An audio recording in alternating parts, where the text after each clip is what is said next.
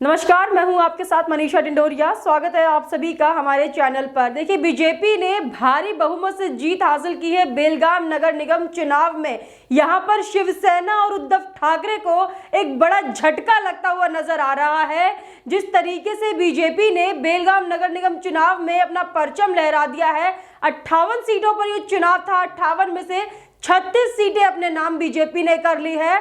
वहीं बीजेपी में खुशी की लहर है। ये चुनाव जीतने के बाद बीजेपी के कार्यकर्ताओं द्वारा कई सारे ट्वीट सामने आ रहे हैं, जिसमें वो कह रहे हैं कि बेलगाम तो झांकी है, बीएमसी अभी बाकी है। तो इसी से अंदाजा लगाया जा सकता है कि बीजेपी में कितने ज्यादा अभी उत्सव की लहर है, खुशी की लहर है। यही देखते हुए अब लगता है कि शिवसेना और महाराष्ट्र सरकार को तगड़ा झटका लग सकता है आने वाले चुनावों में। जिस तरीके से बीएमसी पर महाराष्ट्र सरकार, उद्धव सरकार अपना हक जताती है और गैर जिम्मेदारी दिखाती है, अपना हक जताते हुए किसी भी तरीके की जोर जबरदस्ती से कभी किसी का घर तोड़ देती है, किसी का ऑफिस तोड़ देती है। तो इस तरीके की जो गलत गतिविधियां महाराष्ट्र सरकार और बीएमसी द्वारा देखी जा सकती थी पिछले दिनों में, तो उसी को देखते हुए अब जितने भी मराठी लोग हैं, जितने भी लोग बीजेपी को वोट दे चुके हैं बेलगाम में, लगता है कि अब महाराष्ट्र में भी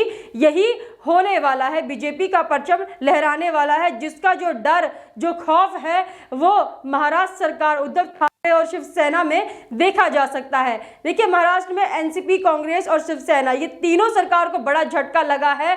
तीनों ही मिलकर मतलब बेलगाम में नहीं जीत पाए हैं। बेलगाम में बीजेपी ने 58 में से 36 सीटें हासिल करके ये दिखा दिया है कि कितने भी एकजुटता ये लोग कर ले, कितने भी गठबंधन करके ये लोग मोदी सरकार के सामने आ जाए, लेकिन जब मोदी सरकार के काम बोलते हैं तो फिर उनके सामने कोई नहीं टिक पाता है। आपको बता दूं कि महाराष्ट्र में जिस तरीके से हालात अभी हैं, ऐसा लगता है कि वहां के जो लोग हैं, संजय राउत हो, उद्धव ठाकरे हो, शिवसेना के कार्यकर्ता हो, सबका असली रूप देख चुके हैं। किस तरीके के दंगा फसाद ये लोग करते हैं। शिवसेना के जो गुंडे, अभी आपने देखा था कि कैसे नारायण राणे के घर के बाहर पत्थरबाजी की थी, किस तरीके से नारे लगाए गए थे बीजेपी विरोधी, मोदी विरोधी और नारायण राणे के खिलाफ।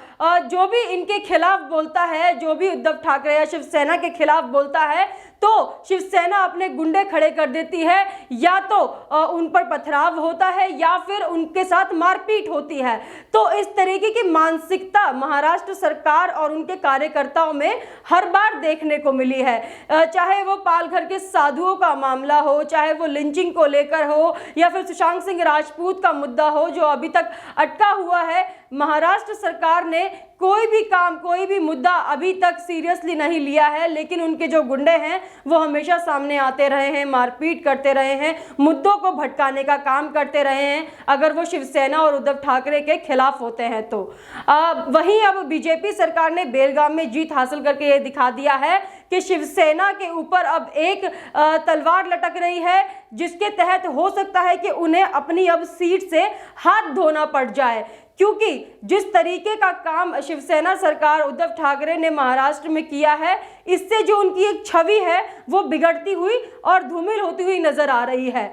बीजेपी अब बेलगाम में जीत गई है, तो अब उनकी नजरें बीएमसी पर है और आने वाले महाराष्ट्र चुनावों पर भी रहेगी, जिसके लिए बीजेपी तमाम पुरजोर कोशिश करेगी कि कैसे भी करके यहां पर चुनाव जीता जाए और उद्धव ठाकरे को और शिवसेना को यहां से हटाया जाए। देखिए, बेलगाम जो कि शिवसेना का गढ़ माना जाता है, बेलगाम चुनाव के बाद, बीजेपी की जीत के बाद अब जनता ने शिवसेना को महाराष्ट्र से नकार दिया है। जिस तरीके के हालात कोरोना टाइम में महाराष्ट्र में हुए थे, जिस तरीके से वहां पर गुंडागर्दी, गुंडा राज हुआ करता है, इसे ही देखते हुए अब जनता ने शिवसेना और उद्धव सरकार को वहां नकार दिया है। और अब बीजेपी की शानदार जीत के बाद अब ये अंदाजा लगाया जा सकता है कि उद्धव ठाकरे जी की कुर्सी खतरे में आ गई है और वो तमाम कोशिशें करेंगे इसको बचाने की।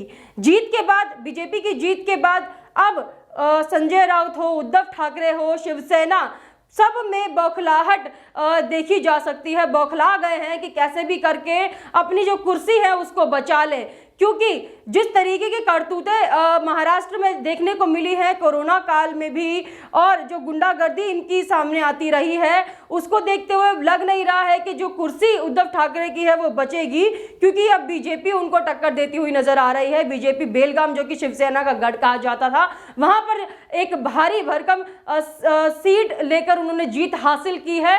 तो अब शिवसेना में बौखलाहट की लहर है कि कहीं उनसे उनकी ये सीट भी ना छिन जाए। वहीं आपको बता दूं कि हाल ही में जावेद अख्तर ने एक बयान दिया था जिसमें वो आरएसएस और वीएचपी को तालिबान से कंपेयर कर रहे हैं। देखिए, पहला बयान नहीं है जो कि इन वामपंथी विचारधारा वाले जो सेलिब्रिटी हैं उनकी तरफ से आया हो तालिबान और हिंदुत्व को लेकर।